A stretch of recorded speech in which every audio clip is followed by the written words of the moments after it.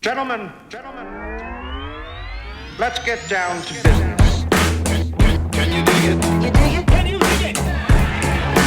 Can you dig it? Following up the news that was shared on the Instagram profile, we have our first sponsor.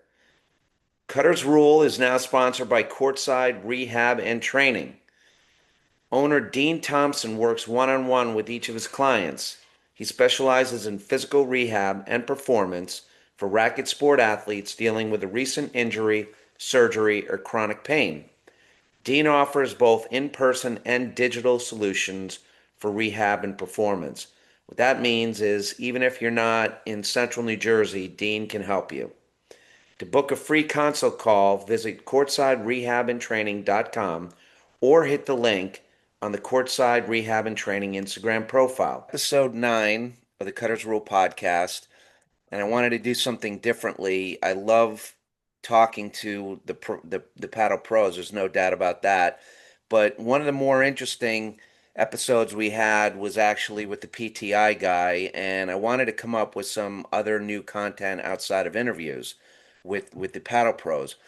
And one of the things that I thought about is I've been struggling with both my age and also the pounding on the court for the past 2 years.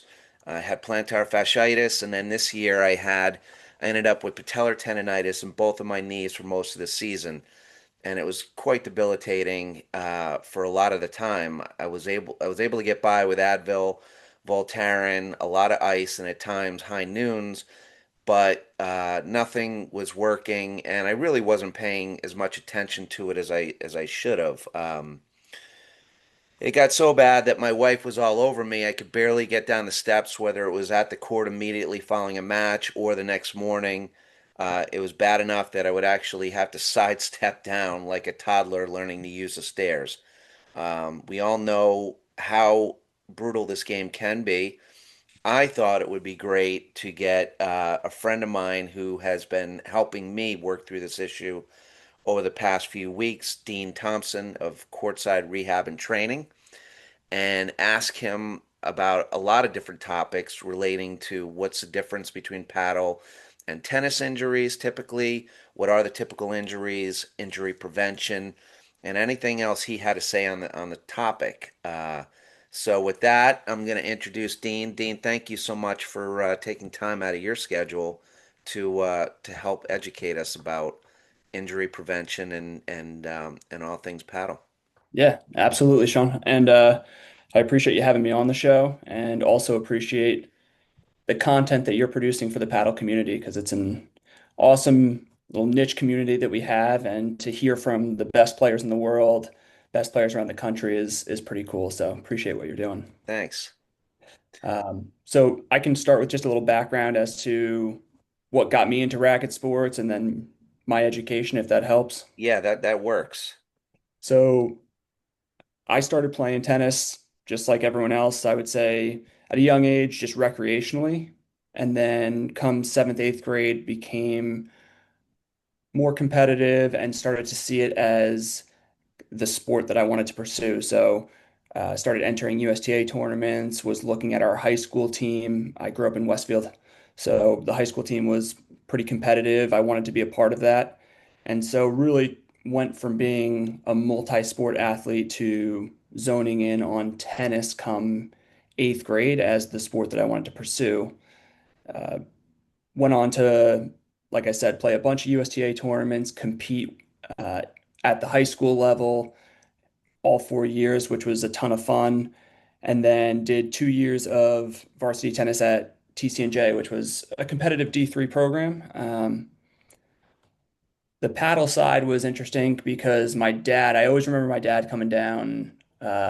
We were up in Westfield, but he would come down on Thursday nights and tell stories of, you know, getting to the paddle courts and then over to Val's for like a lobster pie. And I was just like, what is paddle tennis, right? Like, so was always pretty curious about that scene. And he and my uncles were the ones that really kind of took me under their wing and introduced me to this community and the sport. And it went from kind of some member guests to watching the Bauer Cups, and then I just fell in love with the community and how contagious the sport itself is. So that's kind of the racket side of things.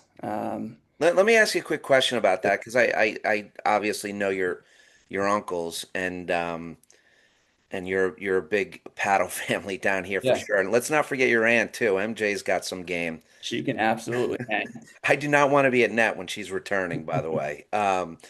But so you told me you were really more paddle focused in tennis now. Mhm. So you obviously love the sport, right? Yes, it Um, definitely has moved. I would say the pendulum swung there from, end of high school, the first 2 years of college, to now the pendulum has swung from the tennis side over to the paddle side. One of the things I wanted to ask you because you did play competitive tennis, and I've heard it from some of the pros, and I don't mean to divert from injury prevention, but one of the recurring themes I'm hearing from a lot of them is the culture and vibe is very different in paddle than it is in tennis. A lot of the pro players that have played a high level of tennis sort of opine that tennis can be such a cutthroat um, sport competing at a high level where paddle's different. Everyone seems to be friendly. It's just a little bit different in that way. Did you experience that as well? 100%. I think that, when you go back to that seventh, eighth, and then through high school, it's a lot of singles competition. So you're traveling to USTA tournaments, you're on the road as an individual, you're competing as an individual. It is cutthroat. The only real team exposure that I had when I was developing my tennis game was the high school, that program. And, again, I was playing singles for the last 2 years of high school, but that was the first time I had kind of a team aspect as it related to tennis versus, paddle. I think when you're first introduced is very much of a community feel and the priority is fun. And then as you get better, you know, the competitive spirit stays with you. But I think at its roots, paddle, the purpose of it being fun and healthy competition is what brings about that type of spirit versus more of the cutthroat tennis vibe. So I definitely would agree that there's a difference there. And for me, it was refreshing to have that paddle feel. Nice.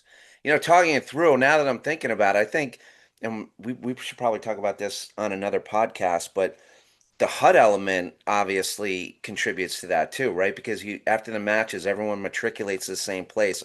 I imagine that's probably not the same way in competitive tennis. Everyone kind of probably goes their different way, or they either go to the locker room and shower, move on. Where the hut, like everyone ends up in the hut talking about the matches right afterwards. So Yeah, I hadn't thought about that, but that's a great point. I would say the hut definitely adds a cohesive element versus tennis. Yeah, if you win, when's my next match? If you lose, let's get on the road and get home. right, right, right. And then I think just always being doubles and honestly, kind of how close you are on court. You know, there's a lot more, hey, that's a great ball, good shot in paddle tennis than I find or what I found in tennis. So maybe Yeah. proximity on court, but that paddle hut environment helps as well. So how did you end up deciding what to study, and how did you get into, sports training can you talk a little bit about that? Yeah, so like I said, when I grew up, it was, baseball, soccer, basketball, tennis. I was pretty much, anything I could get involved in, I was getting involved in. So athletics and sports and competition has always been a big part of my upbringing. And then uh, graduated from TCNJ. I did an internship, some part-time work in a physical therapy clinic, and one of the physical therapists there kind of took me under their wing and just was genuinely interested in what I wanted to study. I at that point didn't know kind of where I was going to go professionally, and she encouraged me to pursue physical therapy. And the more I worked there, the more I could see myself in the field. So that's kind of where the interest grew from. I felt like it was a great blend of interaction with clients and patients, but also I could take what I'd learned in athletics and apply that to the professional realm. So yeah, graduated from TCNJ, worked for about 2 years in a PT clinic as a technician or an aide, and then decided that I was going to apply to PT school from there. Went on to um, Rutgers for graduate school and finished in 3 years. That was the Rutgers program.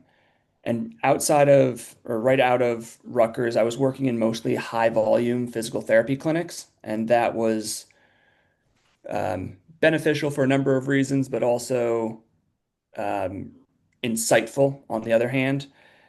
It kind of confirmed that orthopedics and being outpatient with people was where I wanted to be professionally. So I ended up doing a residency, passing a boards exam to become an orthopedic clinical specialist. So you get, your doctorate in physical therapy, and then if you want to pursue a certain field of physical therapy, you can go a step further and become um, a certified clinician within that field. So mine was orthopedics. Went on to do that, and like I said, the high volume clinic was great because I saw a lot of clients. So you see a ton of different injury presentations, how people are responding to their injuries. You learn within that volume, but you're also seeing on a corporate level what matters to corporate, right? So you're seeing a lot of pressure to see 3 to 4 patients an hour. You're seeing where corporate places their value. So a lot of it was key performance indicators, how many patients you're seeing per hour, what are you bringing into the clinic per hour. Those types of numbers were prioritized, I felt, over the actual care for the patients. And then I was always fighting with insurance companies, that were trying to discharge a patient before I felt like, and the patient themselves felt like they were ready. So courtside rehab and training was really blending the athletic and the professional passions of mine to try and just deliver the highest quality and attention to racket sport athletes because it's a super demanding sport or sports. And a lot of times they are undertreated or um, don't receive the full spectrum of care from rehab all the way through to training and performance. So that's kind of where that passion grew from, was to try and kind of break the mold in terms of what I was seeing in the physical therapy world and try to deliver, like I said, high quality one-on-one care that can take an athlete from early stages of rehab all the way through to where they're back on court and they're performing at a level that they didn't see possible in the beginning stages there. That's amazing.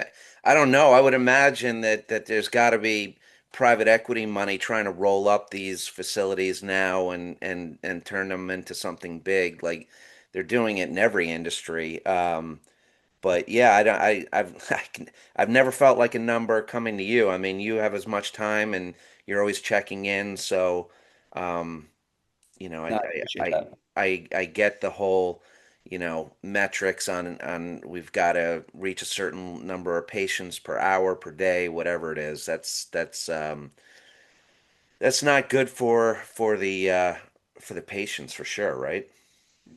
Yeah, I mean, I have kind of like a case in point. Like I was in a regional call meeting and, um, you know, one of the higher ups joined the call and was just talking about, the level of care and providing, different amounts of time and level of care when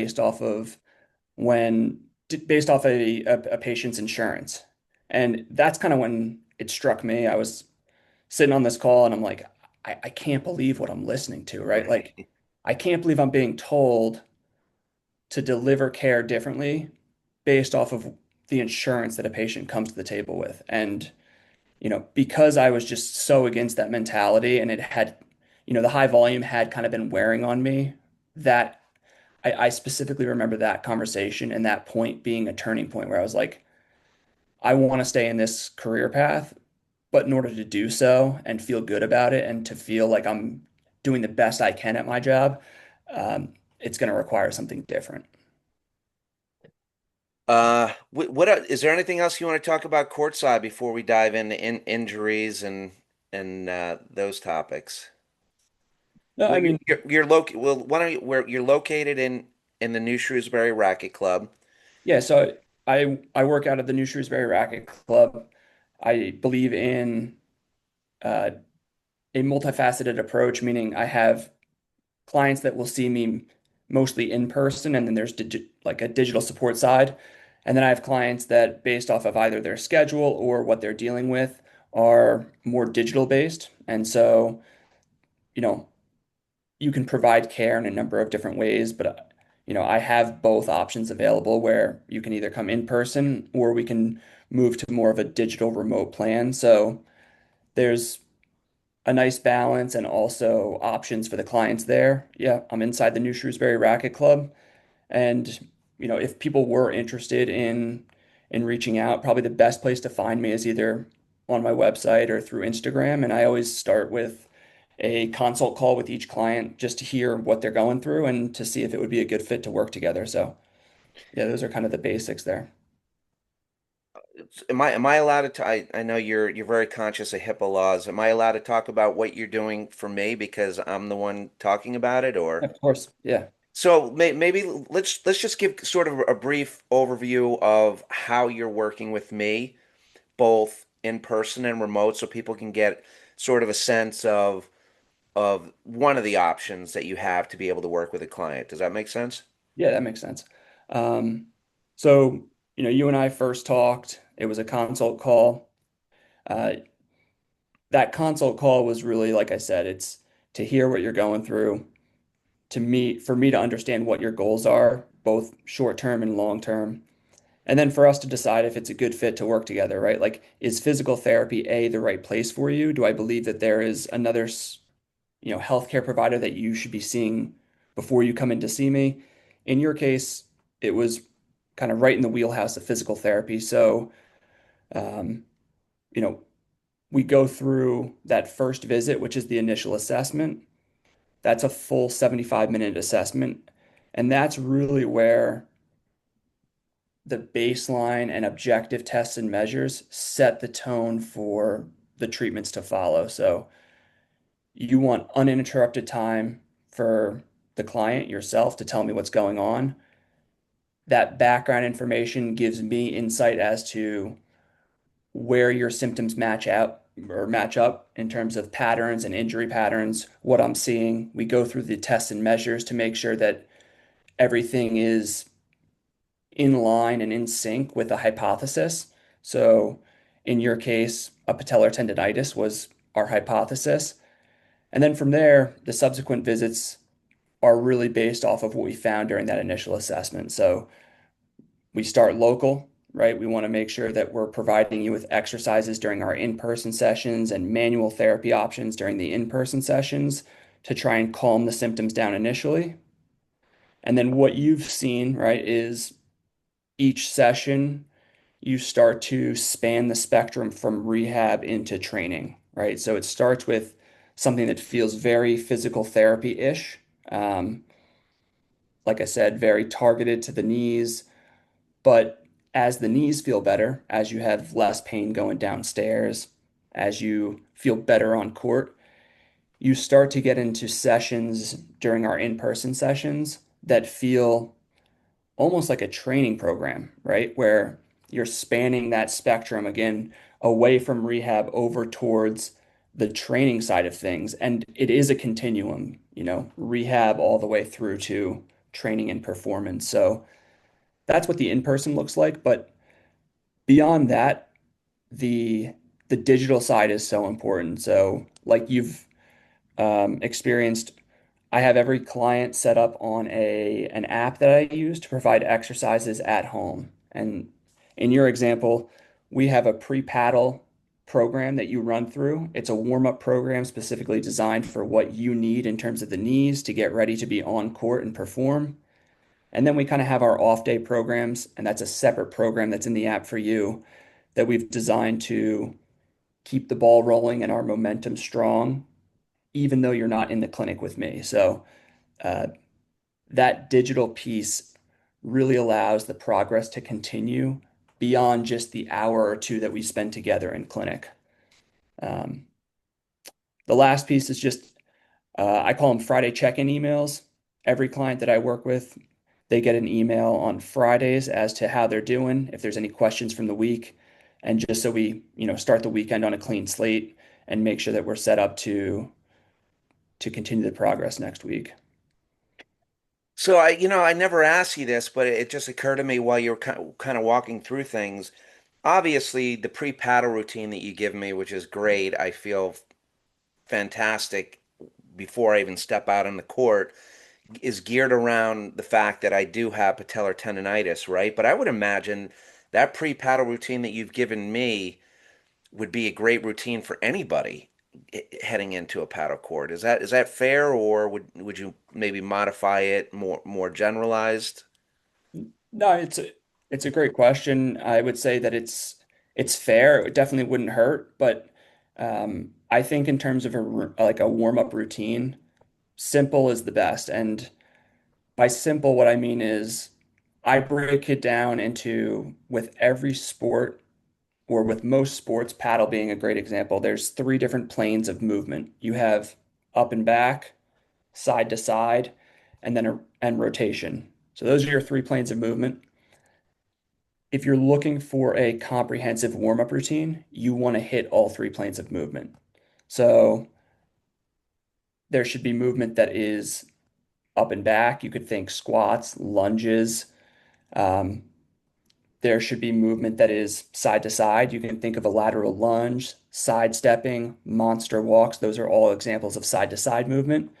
And then there's rotational movement. So you could do um, lunges with some, mid to lower back rotation. So that's kind of, if I look at a warm-up routine, simple is better, comprehensive is what you're looking for, and blending those two, you just take the three different types of movement patterns and apply them into a routine.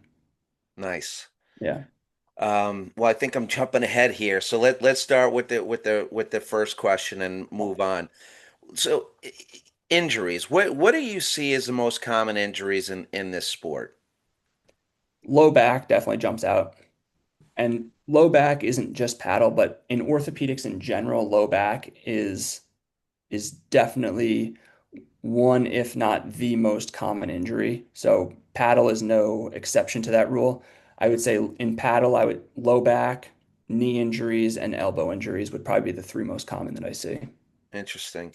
Yeah. I don't know where it was, but we were, I think you went over to watch the Navasink Invitational that Victor puts on. Yeah.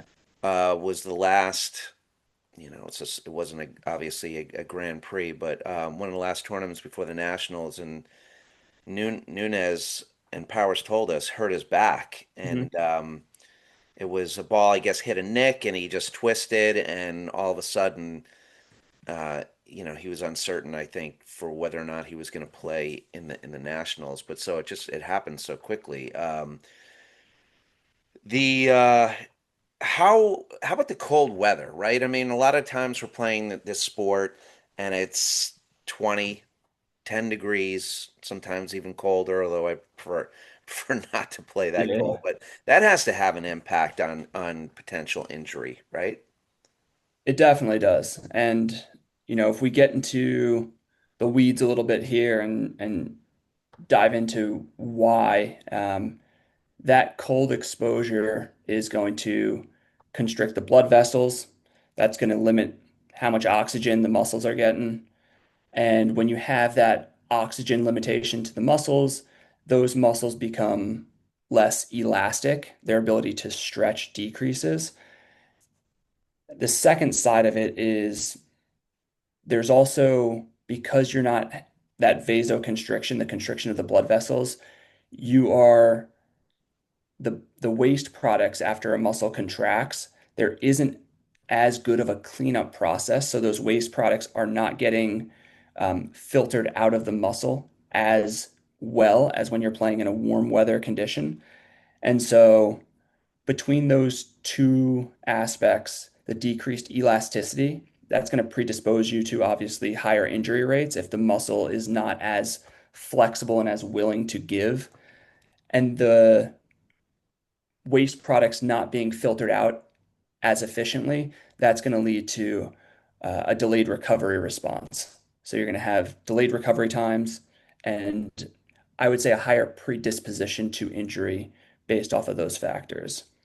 So that's kind of like the injury side of it. But what you also see and what we have as paddle players have felt is there can be a performance drop off as well. So when you're in those cold weather situations, you see it in paddle, you see it in, football when they're playing, Lambeau and it's, 0 degrees or in, um, there's an impaired strength, power, coordination that the body is able to produce. And if you look at it as a muscle group having to perform an action, those muscles to perform that action in cold weather, they have to recruit so many more motor units. They have to work that much harder to perform the same action or movement in cold weather versus when they are performing that movement in a warm weather environment. So essentially, it becomes way more taxing for the muscular system. And from a performance standpoint, you do see a little bit of a drop off in cold weather situations. Interesting. Yeah.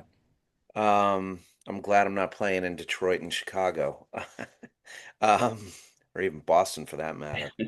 Um, I guess this is touching. The next question touches a little bit on typical injuries that I just jumped to, but what can players do before a match to reduce the risk of soft tissue injuries like hamstring or calf pulls?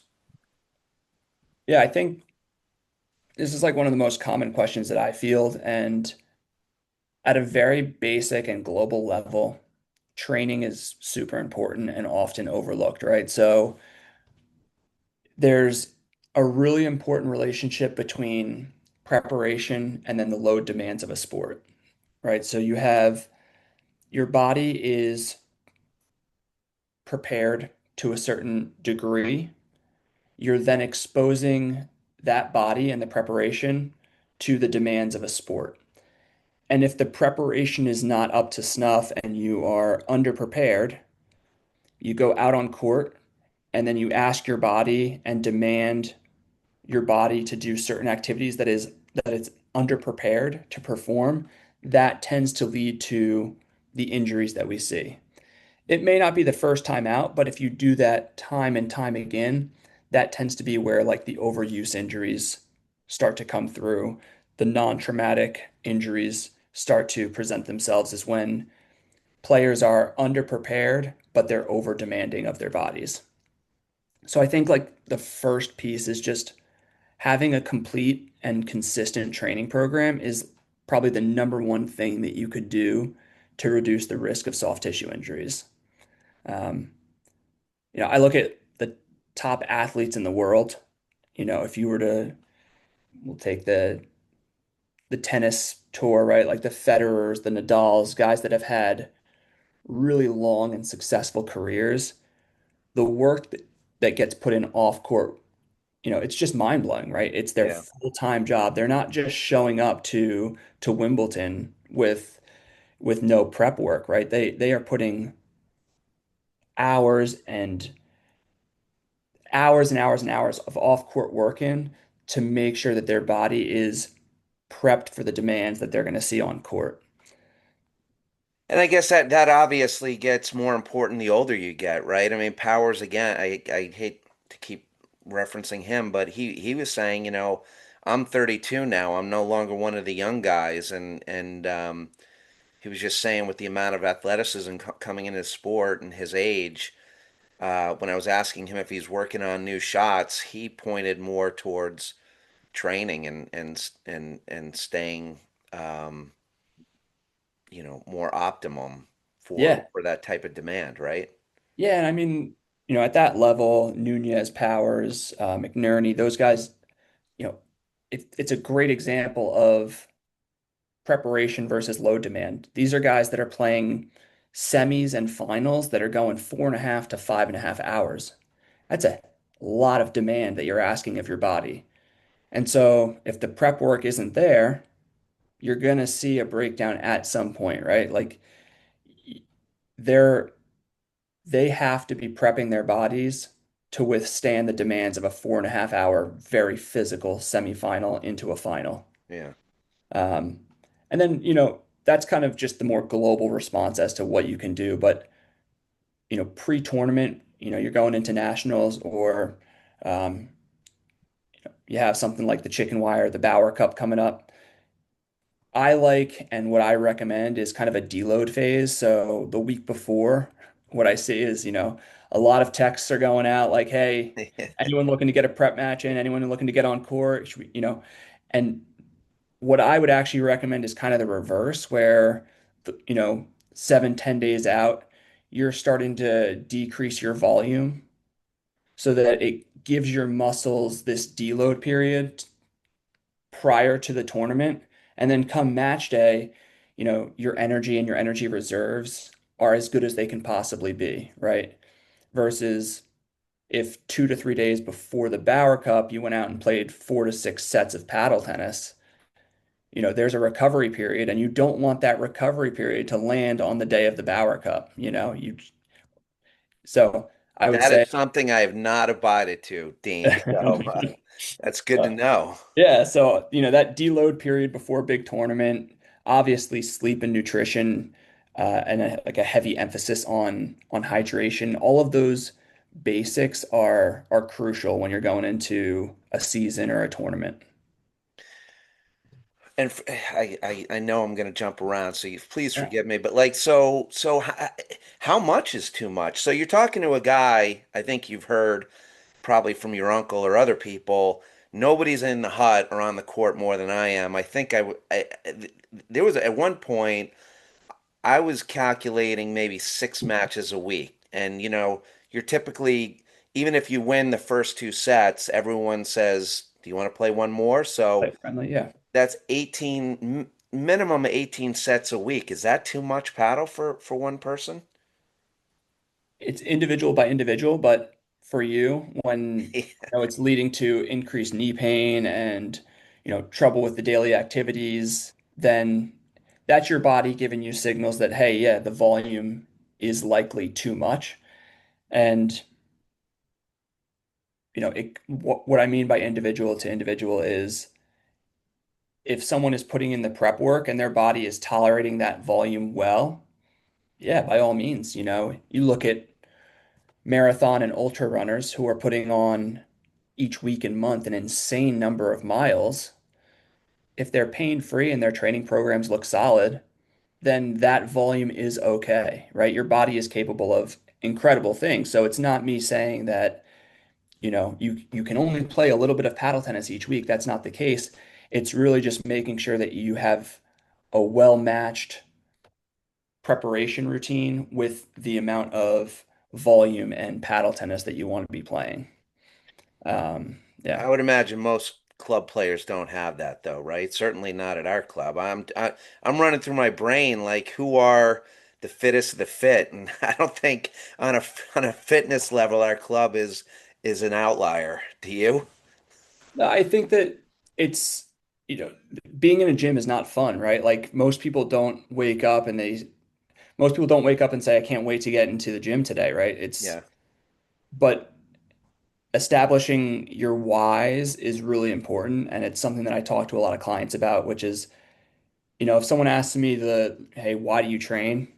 For me, it's, health and longevity and being able to perform well on a paddle court consistently, get in the ocean for a surf and feel healthy doing it, being able to ski, right, during the winter time. Like you have to have your why, and that makes the consistency and the work that you have to put in the gym and on the days that you don't want to be doing it a little bit more tolerable and palatable. So, I think from that standpoint, yeah, I would say that most club players probably could improve on the off-court training, but it comes down to that just being on a paddle court is more fun than being in the gym, and that's why that tends to happen, right? Yep.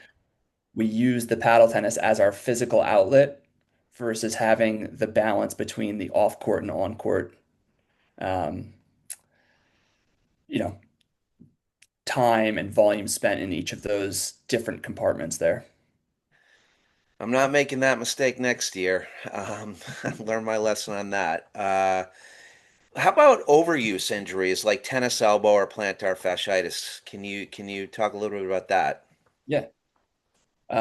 See a lot of tennis elbow in the paddle tennis community, and you know, as for like a why, I think that the density of the ball and just the length and duration of points are probably two big factors that you could combine playing in the cold environment as also a contributing factor. Um, a lot of volleys, a lot of long points, you know, cutters that are, demanding or high demand on the elbow and the wrist. So you do see tennis elbow as a common injury in the sport. In terms of, hey, how do you know that this is tennis elbow? What am I looking for in terms of someone who comes to me and they think that they may have what presents like tennis elbow would be, how did the pain come on? Was it sudden or was this something that kind of was insidious, progressive? It came about slowly. Where is the pain, right? So usually your classic tennis elbow is the outside of the elbow versus golfer's elbow, which is more the inside of the elbow. Is it tender? Kind of if you're poking around that area, is the tendon and the muscle belly, is it tender? And you can have some of these signs and symptoms, but then you give it a day or two of rest, it gets better, and then you're back to kind of baseline. But if this is something that is persisting, not improving with rest, getting worse each time you're out on the court, there are then kind of the steps that you want to go through to make sure that this is something that gets addressed early versus something that lingers and progressively gets worse. So um, a lot of times with tennis elbow, if it's not getting better during these rest days, you'll start to notice pain when you go to turn a doorknob, pick up your coffee in the morning, right? You hold the top of the coffee mug, you pick it up, um, shaking hands, right? Those types of daily activities, if they continue to start, or if they start to, aggravate you, it's getting worse when you're on court. The daily activities are getting harder, right? These are signs that your body's kind of hinting to you to address this early versus let this linger and, work through it, so to speak. Part and parcel to that, I when you were talking about the density of the balls, and I'm not going to name names, and I am not an expert on the manufacturing process, although I am in manufacturing. The several pros have told me, and I'm guessing it's the effort to make the balls last longer.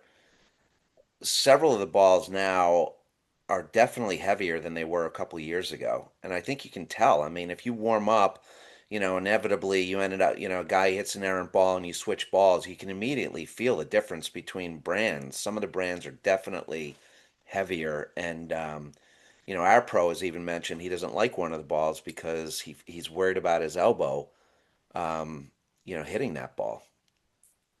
Yeah, I completely agree. I think, you know, what are the big ones? Vikings, Masters, Xenon, right? Like Yep, Wilson.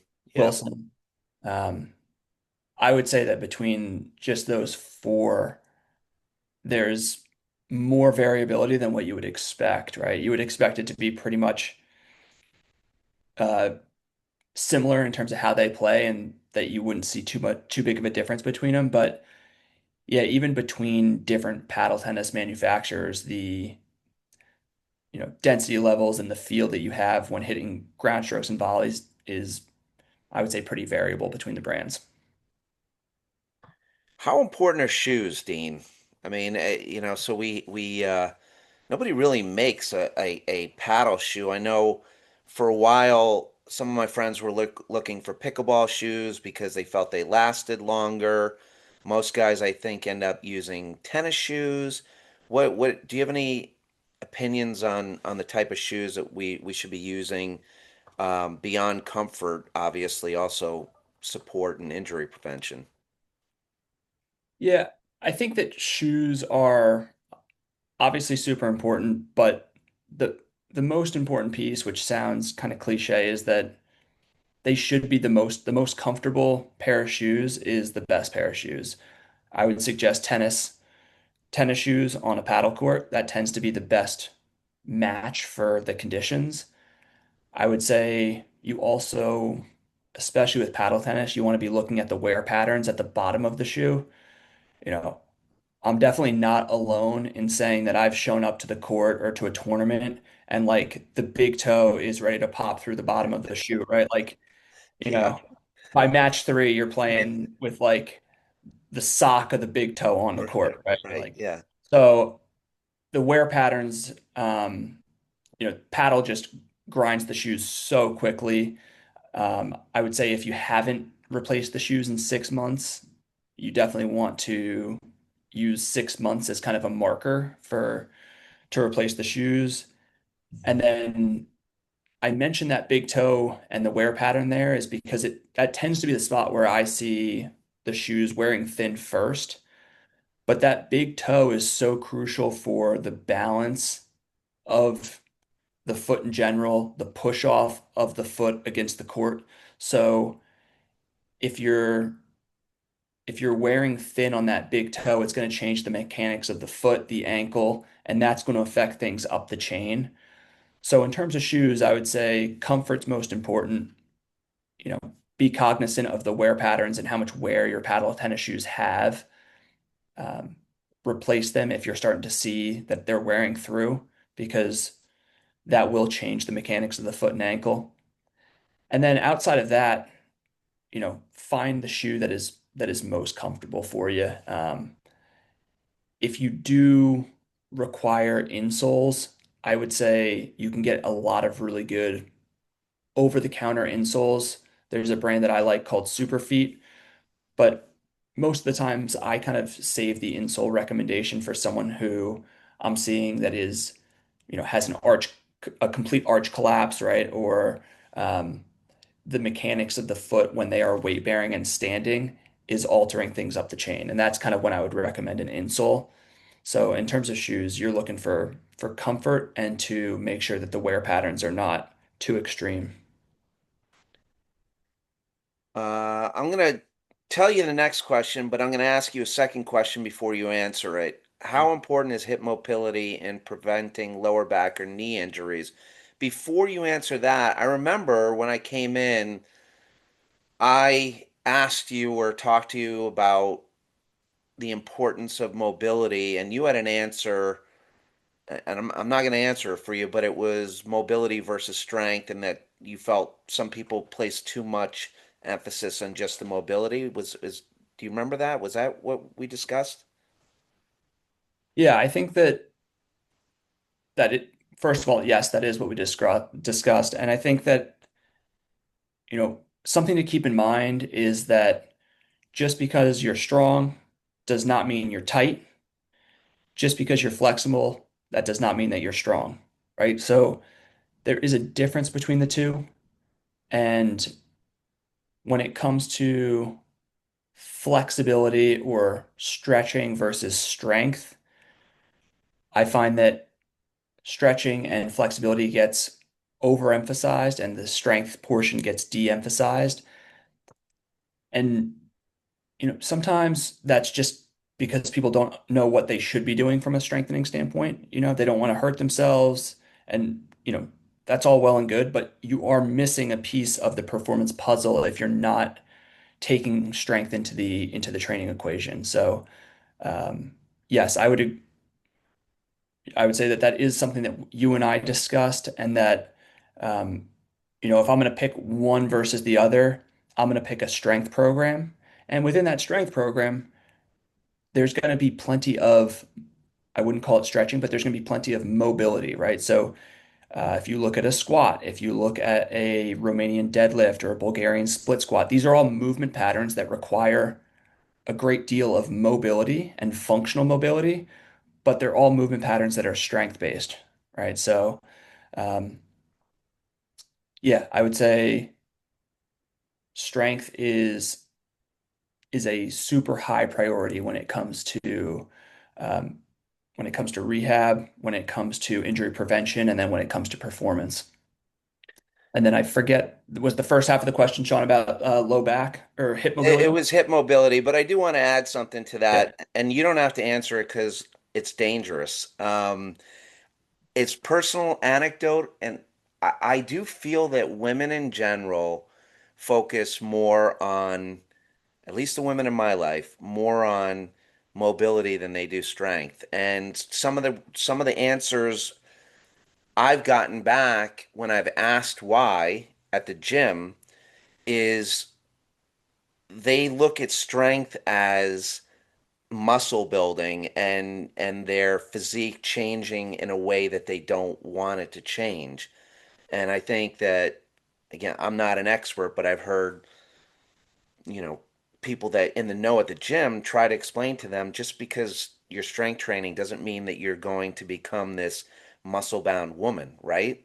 Um, Yeah, I mean, and that's like a good problem to have, right? Like if your right. if your Yeah. strength training is so effective and efficient that you're becoming too muscular, it's a good Right. problem. It's a good problem to have. Right. So yeah, I don't really know why, and I think you might be right that gender to gender it does vary, but I think that they're definitely when you enter the gym, a lot of people are most comfortable hopping on a treadmill, a bike, and doing low loaded exercises, whether that's on some of the machines, and machines can be great, but pretty low load. And it feels like that is a kind of a safety net that a lot of people fall into. And that's no mistake or fault of their own. That's just where your comfort level lies. Yep. And so to to push that comfort level, you may seek some professional. Sorry, Sean, give me 1 second. Yeah, good.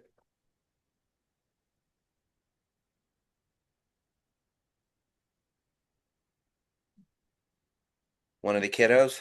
Yeah.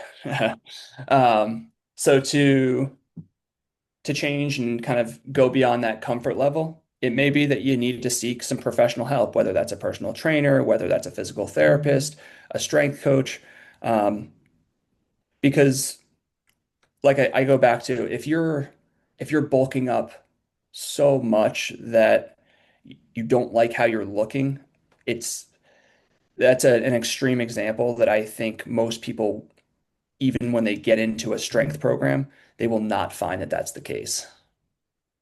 Makes sense. Um, what about bad habits and paddle mechanics? Is there anything particular that you can point out that tend to lead to injury over time? Yeah, so I go back to kind of the tennis elbow, and I would say a lot of, especially when you're first learning, paddle is played on in kind of that condensed court, right? So if you're used to a tennis court where you have a little bit more time, paddle tennis tends to be it is on a smaller court, so things are happening a bit quicker, especially on ground strokes. People can get a little bit wristy, right? Where the motion is coming strictly from the wrist rather than developing power from the ground up, where they're using, legs, torque, the opposite side of the body to develop that acceleration and that racket head speed. Because you still want the wrist involved. The wrist gives you that whip effect when you see the top pros really, you know, unleash on a forehand.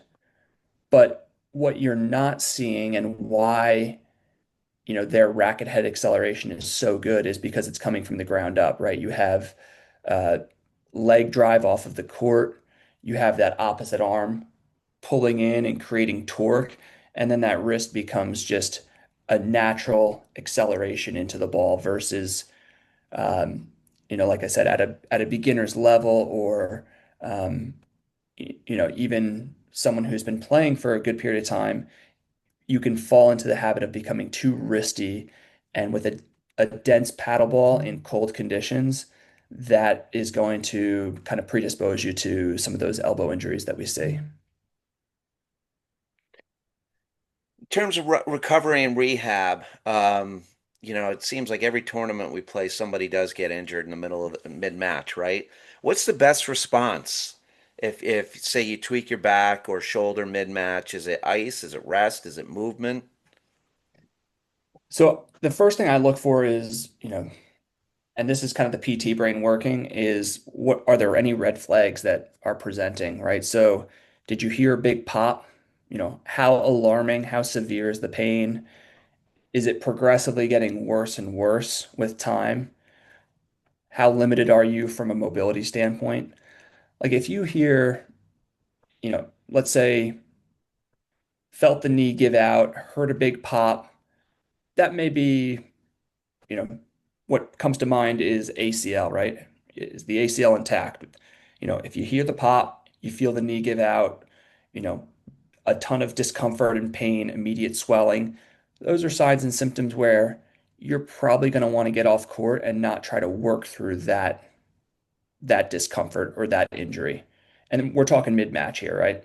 Yeah. Uh, but if you've cleared the red flags, you felt kind of a tweak or a twinge, then I would say you want to start with just a little bit of mobility. I wouldn't jump to, I think a mistake is people jump into this aggressive stretching. Let me just stretch this pain away.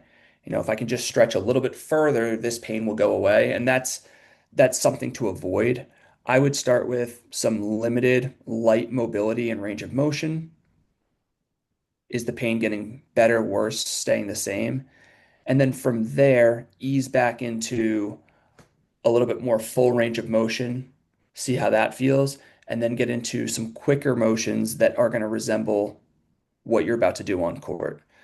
And what you're looking for is better, worse, or the same. If things are getting progressively worse, that's your body's signaling you to, hey, I'm giving you kind of the yellow light here. I wouldn't push this any further.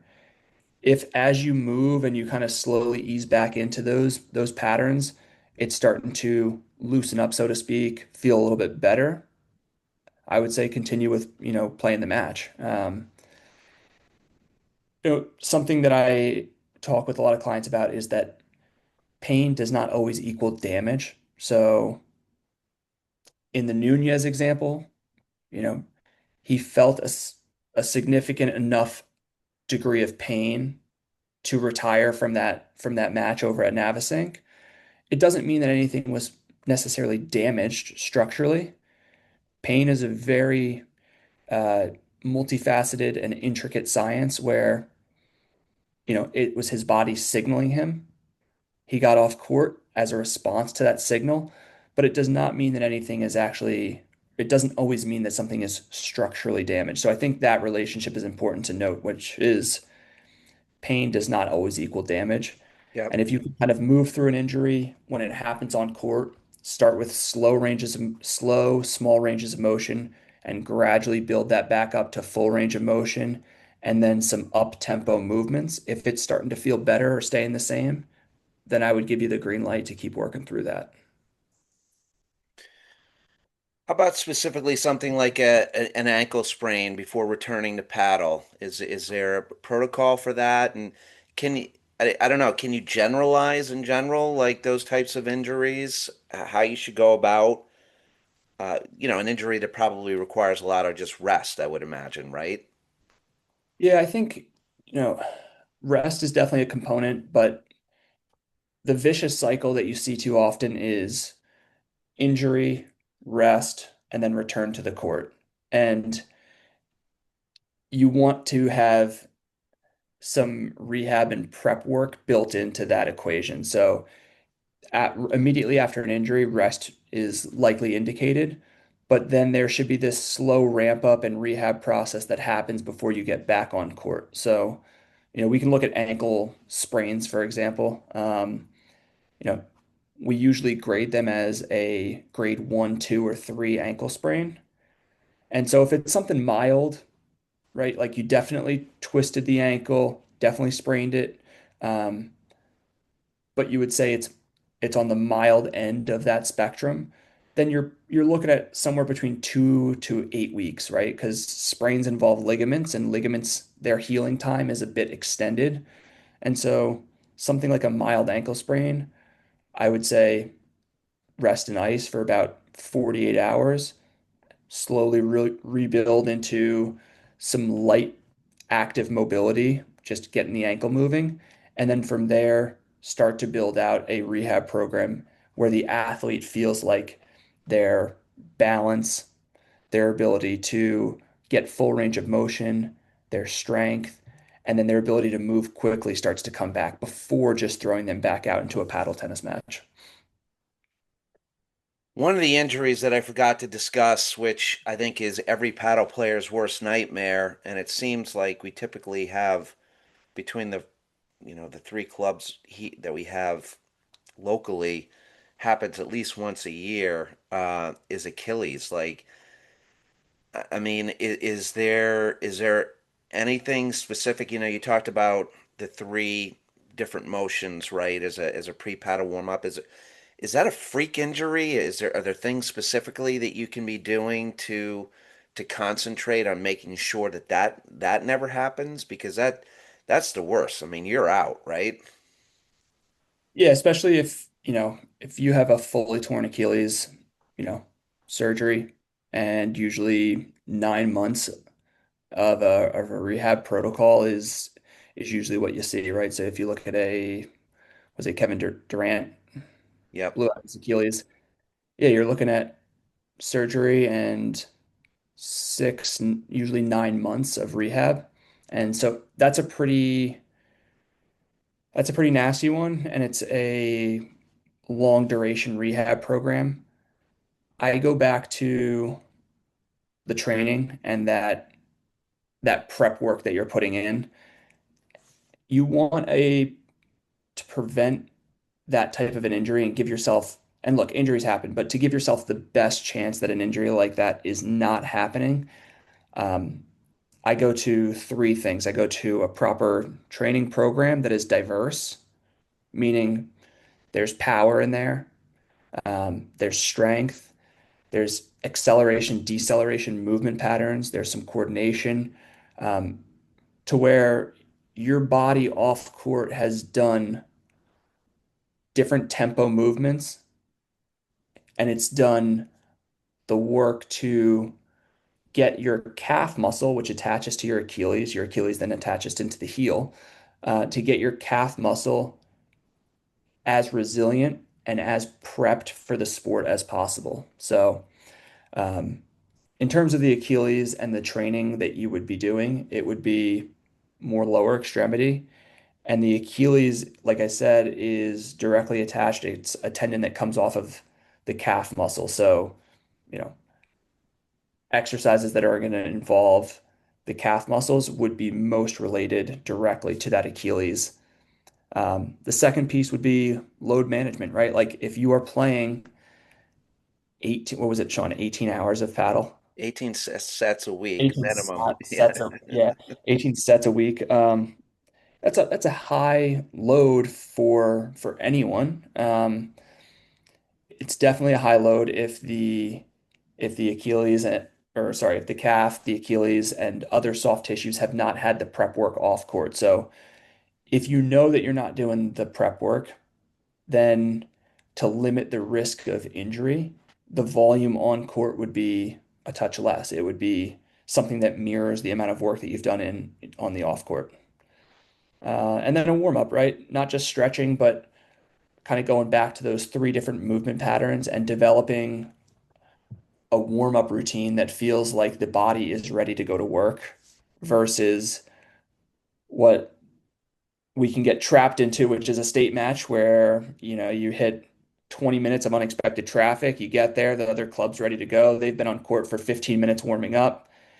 You jump right into a shortened warm up because you were running late, hit a couple of serves, couple volleys, and then you're jumping into a full-fledged match. And you've taken your body from sitting for an hour and a half to then expecting it to perform at a high level. And you know, that is just not a great recipe for injury prevention. That's a great call out because I think every state league paddle player has gone through that situation and they don't even think about it, right? you feel obligated to because they're waiting for you. Yeah. You know, you don't want to get home too late at night, so you just yeah, you take less serves, less warm-ups, and you just jump right into it, right? And I think it's everything from the warm up to the cool down as well. I think the cool down is almost worse because of what you just mentioned, trying to get home at a reasonable hour, you got work the next day. So you go from, full-fledged activity to zero cool down. Maybe you throw a beer and a slice of pizza down at the other club, hop back in the car for an hour and a half, sit, get home, shower, Yeah. right to sleep, right? There's zero cool down. And if you look at any professional athlete, they are putting in hours of work after the game ends so that their body feels as good as possible the next day. Right. So it's everything from like the Yeah. prep work that gets done in training, the load management that we've talked about, a proper warm up, but then that cool down piece, especially in state matches, it's really tough to incorporate. That's interesting. Um, well, the sport's changing, right? With the amount of athleticism, shot making, and transition play.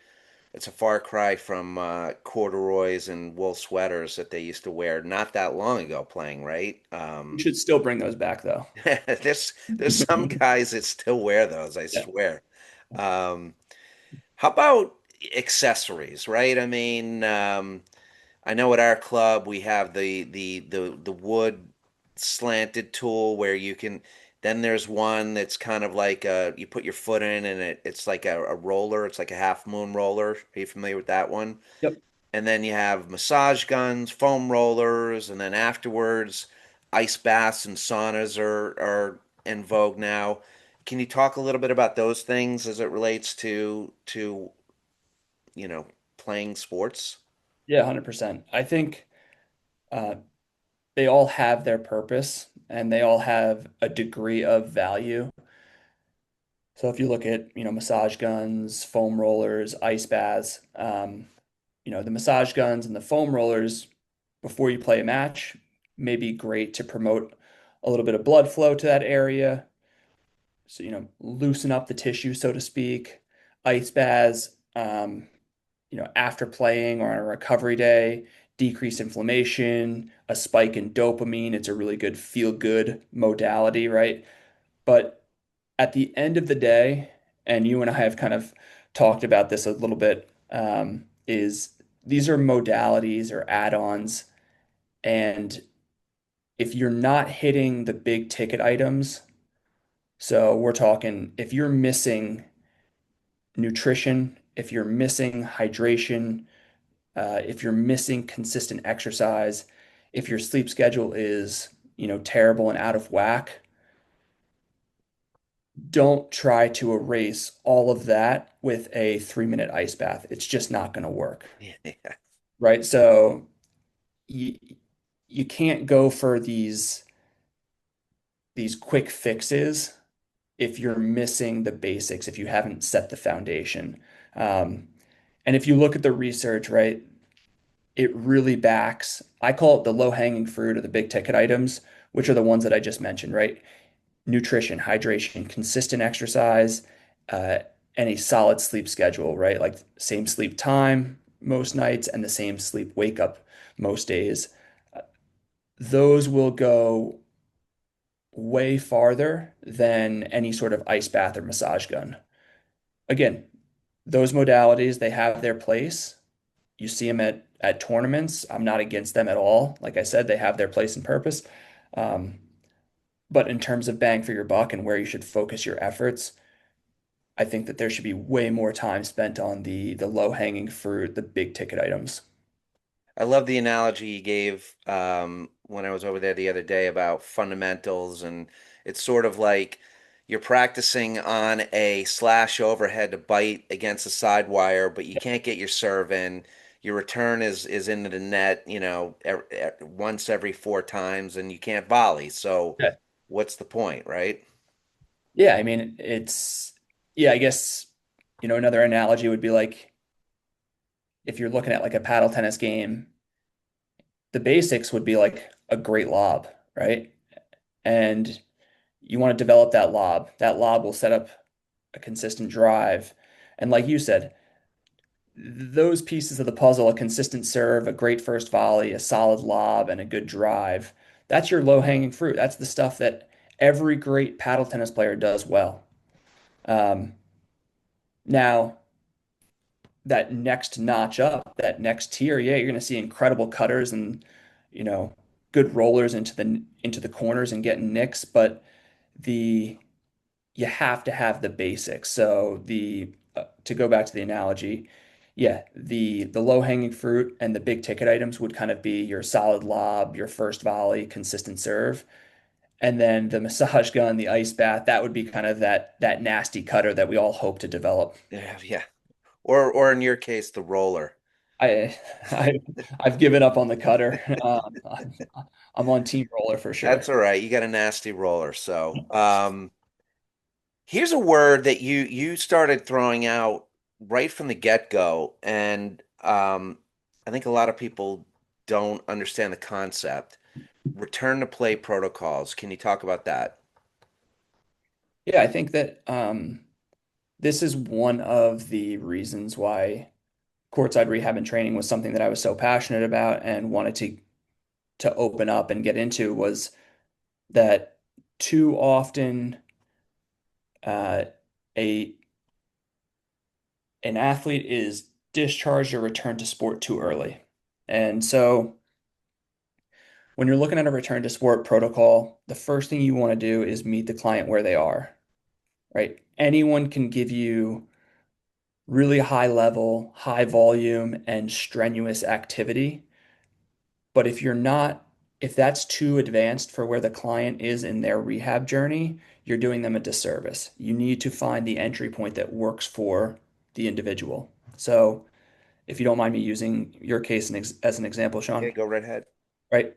If if the first thing we did was put you under a bar and say that you have to squat so that your hips are down to knee level, and then push back up, the knees are ready to explode, right? Like that's too advanced for where you were when we entered the process. So you and I kind of developed an entry point that felt good. It felt challenging, um, but it felt like a blend between being challenging enough but doable, and without the repercussions of being sore and painful for the next couple of days. We want something that feels like in 12 to 24 hours, we're back to baseline in terms of how sore the body feels. So an entry point is kind of that first piece of a return to sport protocol. Meet the client where they're at. Um, from there, you're looking to span the spectrum of rehab all the way through to training. And you're going to have ups and downs during that process. It's not a linear relationship that as time goes on, someone's progress and return to sport just goes in a linear fashion.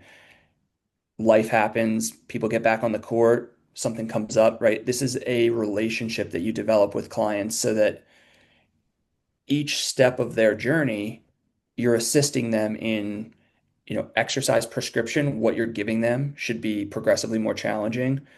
Load management, trying to help the client navigate across a what they should be doing during a week, during a month's time, and then building out a protocol to where you're explaining what they should expect in terms of a timeline. So that's kind of that middle phase there.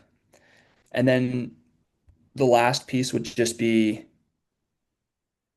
the actual exercise prescription and starting to simulate return to sport like activities. So um, when you have an athlete, their pain levels are down, right? You've worked with them, their pain levels are down, their strength is up, their confidence, right? They're not apprehensive about moving on a hamstring injury or on a low back injury. Their confidence in that body part has gotten better. That's not the time necessarily to cut them loose and say, "Hey, good luck," right?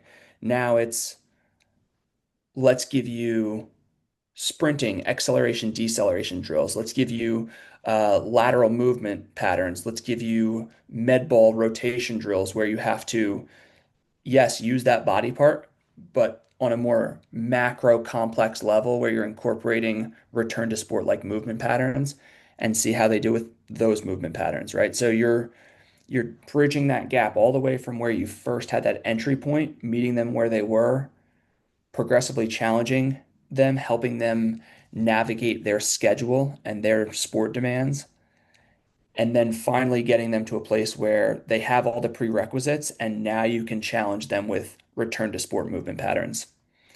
Um, and the last piece there is when you get to that return to sport, well, two things. One would be you want to revisit the tests and measures from that initial evaluation. So you and I went through that 60, 75-minute initial evaluation.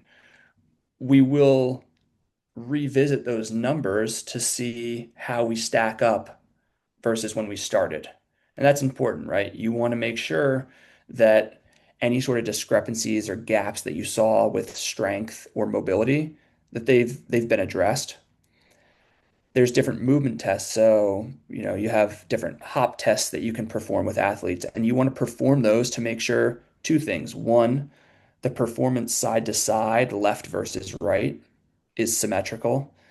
And two, how are they moving? Like, are you seeing compensations that still exist in how someone's achieving the movement pattern? And if those things are, when those become clear, even, symmetrical, and at a high level of performance, you start to introduce that return to sport guideline and getting them back on court.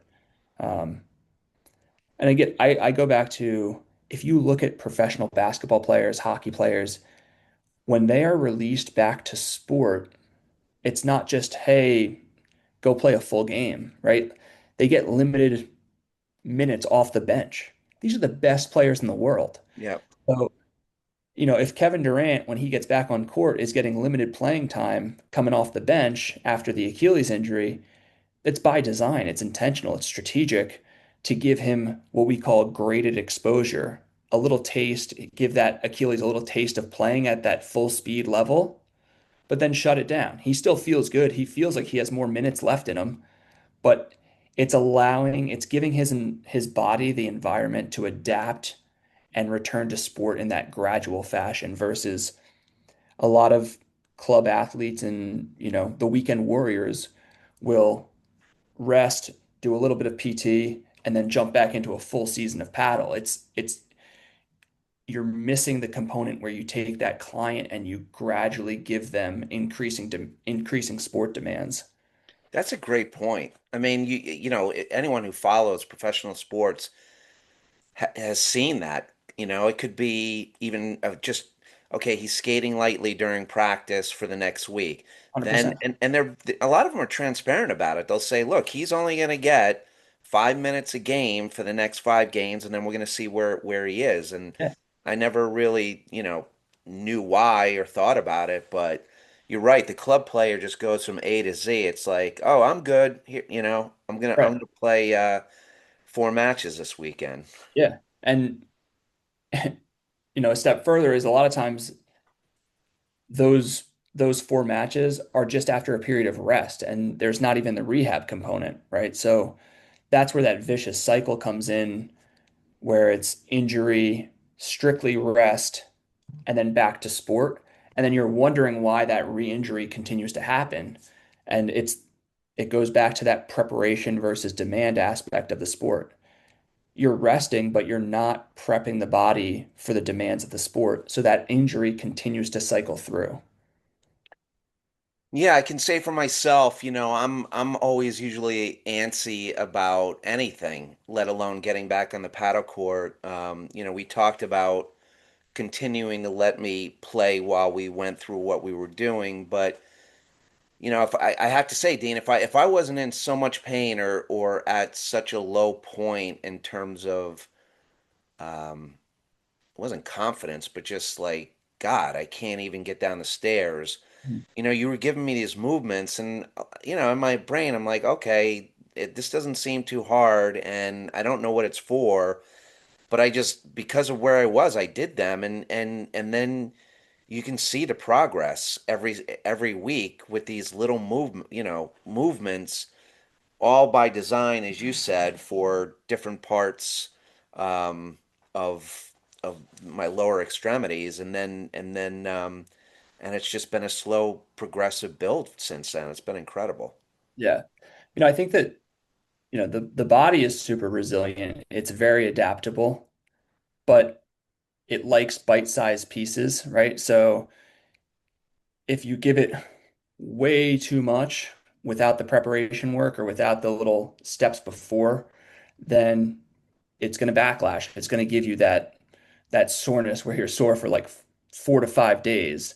But if you can have this graded exposure approach where you're giving it bite-sized pieces along the way and you're slowly building up the resiliency of a muscle group or of a body part, the body will adapt to those demands. And then when you finally, climb the ladder and climb the steps and you get to that performance aspect of the equation, right? The piece of the puzzle that we all want to get to, which is back on court, you've done all the prep work, right? The body is ready for the demands that you're about to place on it. It's adapted to be able to meet the demands that you're now going to put it through during the sport. Totally. Well, that's all I had, Dean. Is there anything I did, just in the interest of time, I cut out pickleball, which I'm quite happy about doing because I don't put it on the same level as paddle. But is there anything else that you wanted to cover at all, or do you think we had a good backdrop here? No, I think that was perfect. Like I said, I appreciate you having me on the show. I've, really enjoyed working with racket sport athletes. I think it's a super dedicated population, and I would just kind of say that, to any racket sport athlete that like the big takeaways would be to have prep work that is intentional, that's strategic, to kind of look at your week and make sure that, and during the season, to make sure that the amount of sets, matches, the amount of load management is within reason and that your body's responding well to it. And then if you have questions, to seek the help of a professional because they're out there, and um, there's a lot to share in terms of advice and strategies that can help you feel better and perform better on court. And I'm angry at myself that I didn't do it sooner. I mean, beyond the pain and aggravation and frustration, I can already see, Dean, like I don't know, we're approaching session 8, and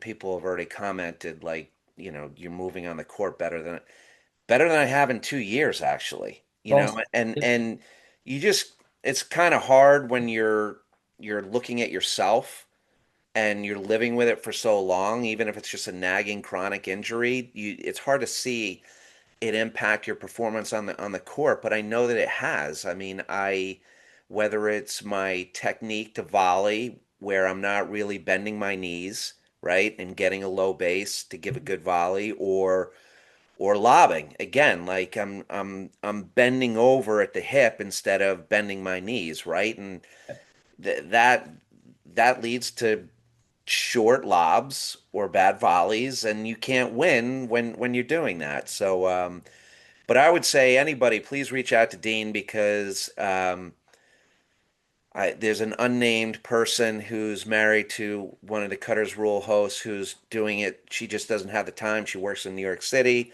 and she's doing it 100% remotely now. So he has solutions um, for people that don't live, within shooting distance of where he is, and I can't say enough about what he's done for me, and I am like beyond just the improvement and the pain load going down and building the strength. I'm excited about next season and playing better. Like I I want that B club championship, That's what it's all about. right? It truly is a spectrum, right? People come in for rehab, and more the sessions look like training sessions, and you bridge the gap, like I said, from rehab all the way to training and then ultimately to performance. So it's kind of makes my day to hear that those are the results that you're seeing. And yeah, just love working with this population. So I appreciate you having me on the show. Awesome.